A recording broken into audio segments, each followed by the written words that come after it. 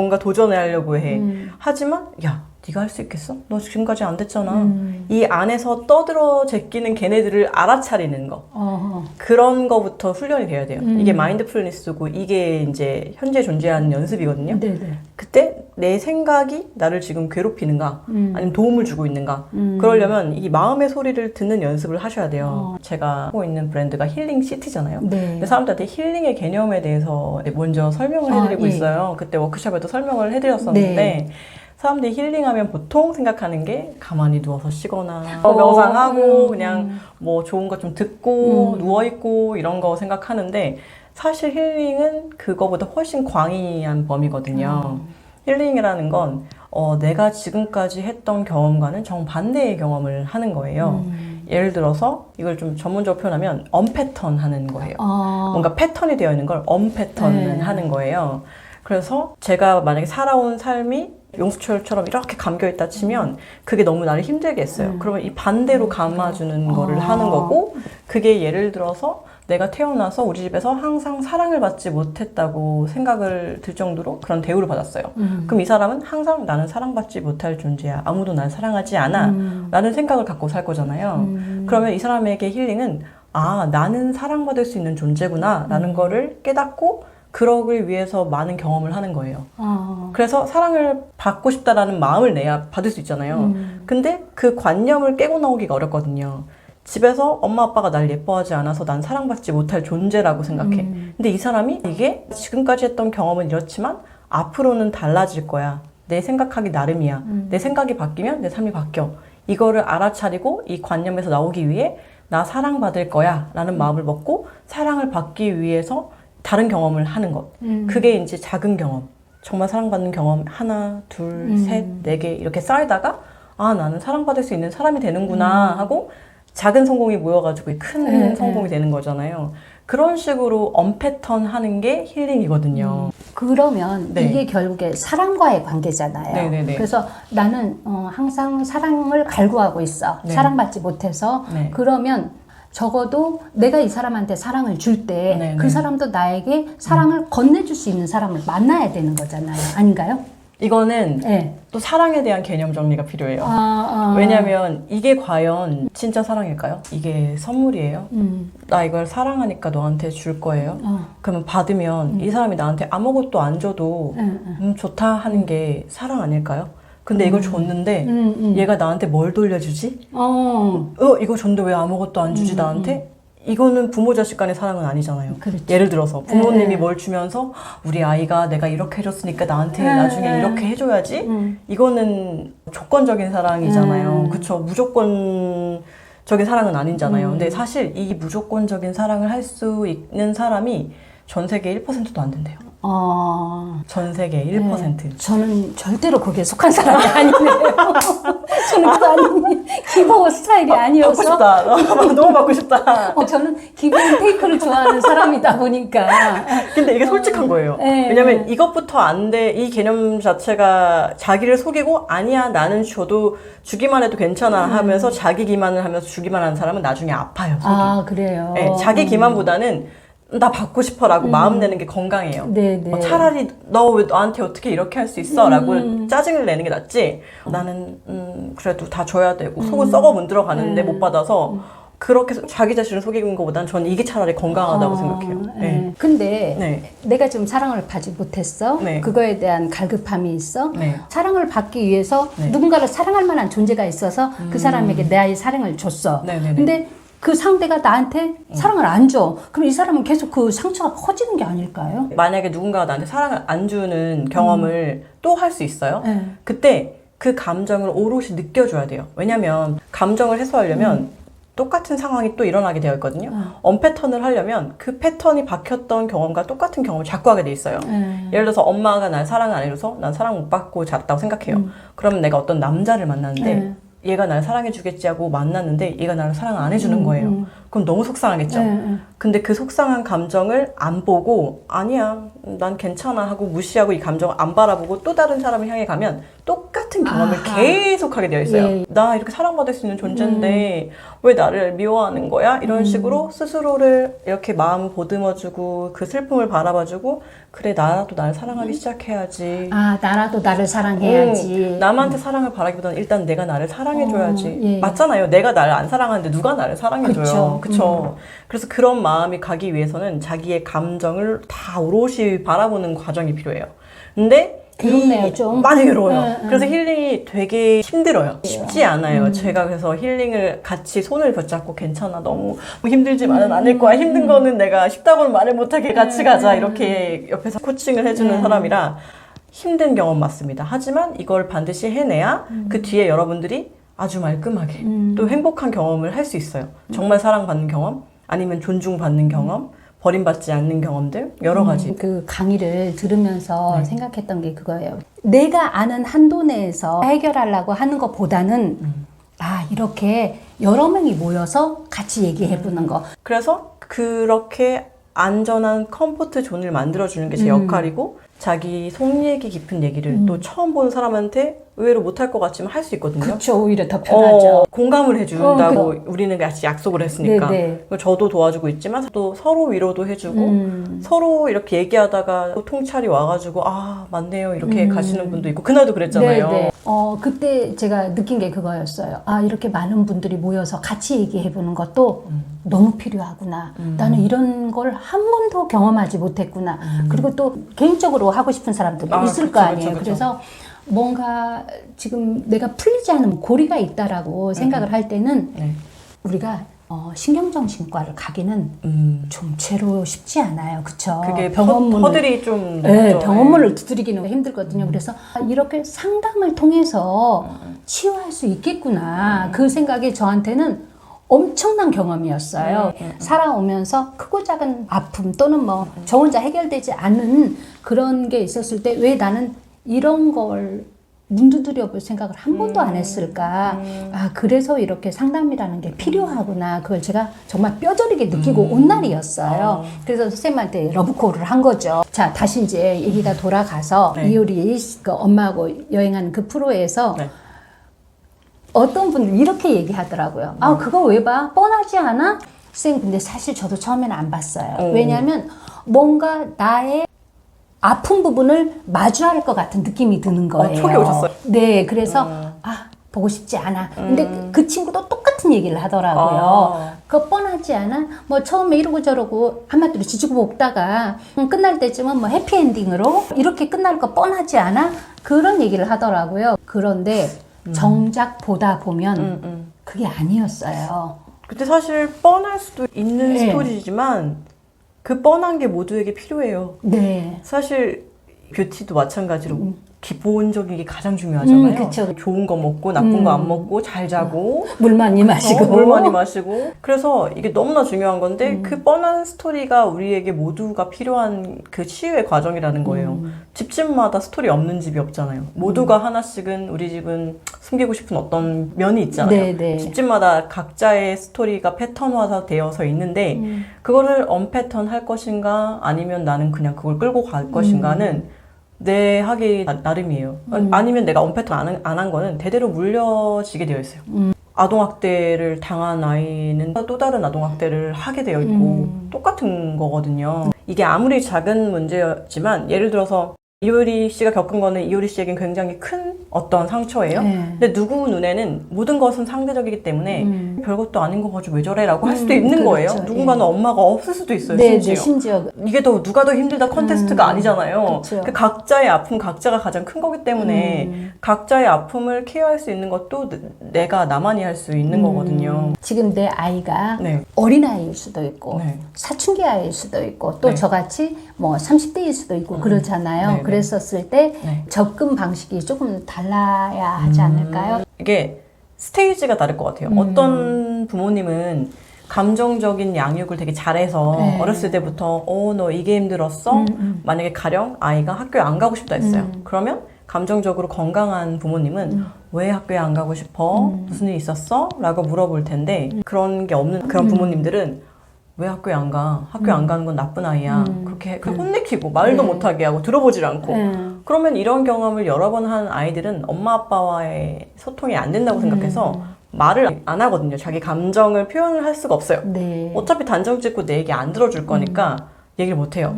하지만 잘 들어준 부모를 가진 아이는 이게 잘 소통을 할 수 있겠죠. 그래서 내가 뭐 10살이냐 아니면 30살이냐 이걸 떠나서 우리 집은 감정적인 소통이 잘 된 집안인가에 따라서 그게 달라질 것 같아요. 네. 이게 보시는 분이 부모님 세대예요. 그러면 아, 나는 감정적으로 우리 아이의 그런 니즈를 잘 어루만져 줬나? 만약에 안 했다면 이제는 대면하고 조금 아이에게 너 혹시 어렸을 때 힘들었던 거 있었니? 라고 물어볼 수 있는 용기를 가질 수 있을 것 같고 어떻게 자식과 소통하느냐 이거는 나이에 상관없이 우리 집안의 그 문화, 네. 우리 가족의 대화 코드, 네. 감정적인 소통의 그런 정도 이게 다 다르니까 그걸 먼저 점검을 해보셔야 돼요.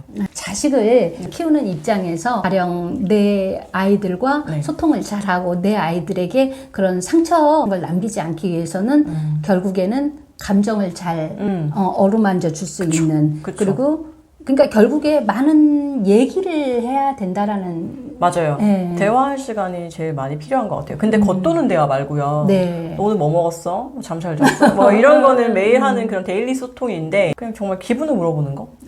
기분을 오늘 기분 어때? 영어 소통을 보면 하와이유 항상 하잖아요. 그렇죠. 하와이유. 근데 우리나라는 하와이유가 아니라 밥은 먹었니에요.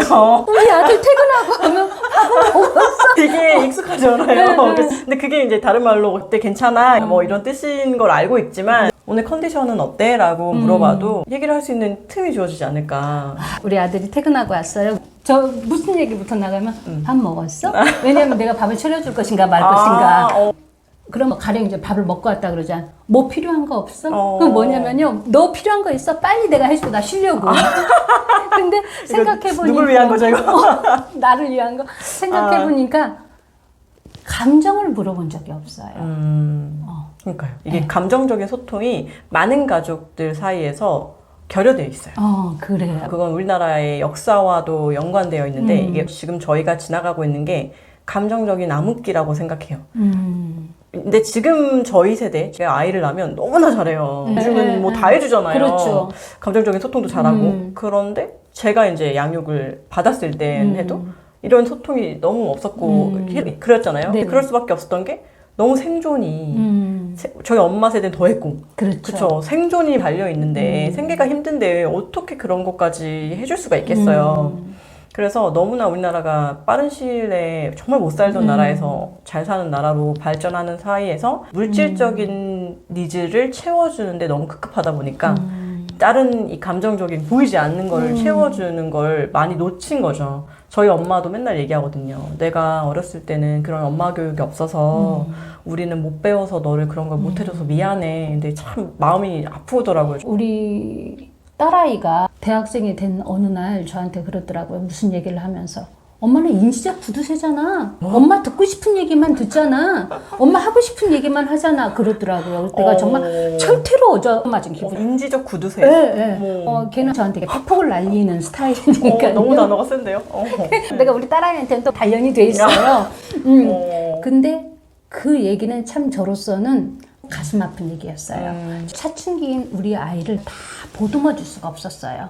난 잠자고 일어났어도 내일 강의하러 가야 되고 날마다 시간이 쫓기면서 살았기 때문에 그래서 우리 아이는 저렇게 생각할 수 있겠구나. 그래서 그럼 모든 부모가 다 그럴 거예요. 다 해줬다고 생각하지만은 결국에는 못 해준 부분을 가슴 아파하죠. 설령 내가 아이를 키우는 입장에서 왜 나는 저런 마음이 안 들지라는 생각이 드셔도 그럴 수 있으니까 또 자책은 하지 않으셨으면 좋겠어요. 왜냐면 사람마다 자라온 환경이 다르잖아요. 그렇죠.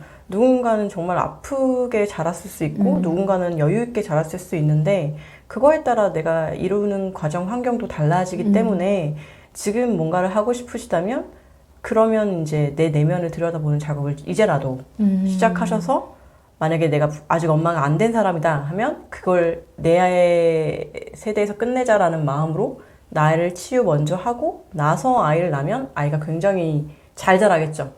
하지만 내가 그게 안 된 상태로 상처받은 상태로 아이를 낳으면 그게 아이에게 다 오롯이 가거든요. 쌤 포인트가 그거네요. 일단 나부터 치유를 네, 해야 되는 맞아요. 거예요. 나는 자식한테 좋은 엄마가 될래, 부모가 될래 이거보다 내 내면을 치유를 하고 네. 자식하고의 관계가 네. 더 훨씬 편할 수 있겠네요. 그렇죠. 내가 행복하지 않은데 아이가 절대 행복할 수 없죠.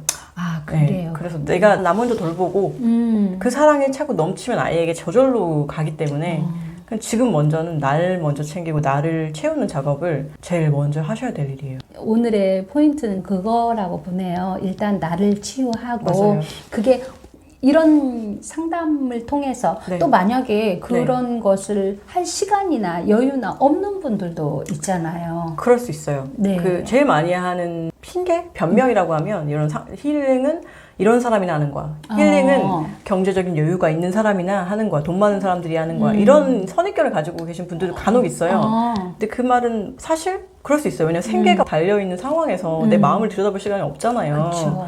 그래서 그런 말을 하실 수 있는 거 너무 이해되지만 근데 내 마음이 건강해야 관계적인 것도 풀리고 모든 게 다 슬슬 풀려나가거든요. 네. 코어가 제일 중요하거든요. 네. 그게 내면 마음이고 그래서 나를 사랑하는 습관 그게 가장 중요해요. 감정 혹은 생각하는 거 모든 게 다 나를 사랑하는 습관이 먼저 들여 있어야 다른 사람도 사랑을 할 수 있어요. 그러면 쉽게 접근하기 위해서 나를 사랑하는 습관을 네. 어떻게 만들어가는 게 좋아요? 할 수 있는 거. 너 이만하면 괜찮아. 아하. 너 이만하면 정말 잘하고 있어. 이런 말부터 내가 납득할 수 있는 말부터 일단 나에게 해주는 거. 근데 가장 중요한 건 내 안에 있는 그 내부 감시자라고 해야 될까요? 그런 뭔가 도전을 하려고 해. 하지만 야 네가 할 수 있겠어? 너 지금까지 안 됐잖아.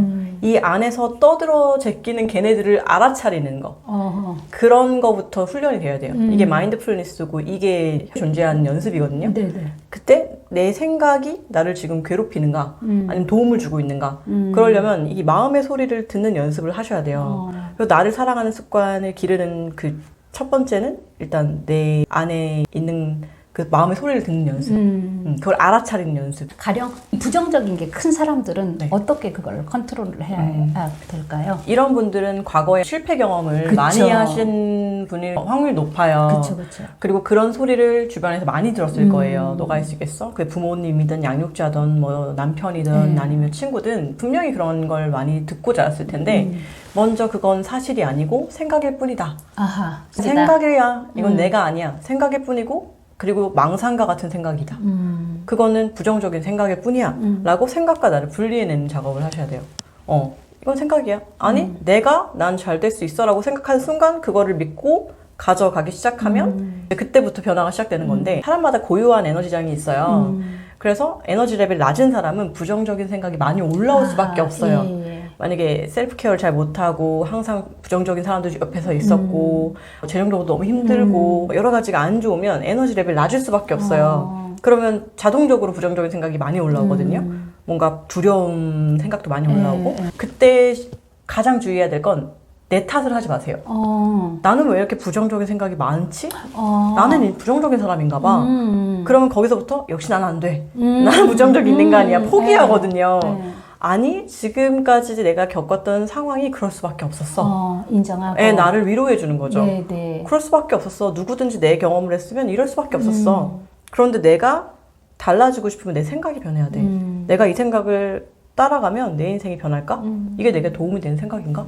이 생각을 계속 관찰을 하고 그리고 새로운 생각으로 바꾸고 라이프 스타일 바꿔가고 좋은 음식 먹고 좋은 사람들 어울리고 잘 자고 네. 좋은 일을 하려고 하고 이렇게 하다 보면 어느샌가 에너지 레벨이 올라가면서 부정적인 생각이 잦아들고 네. 좋은 생각이 더 많이 되거든요.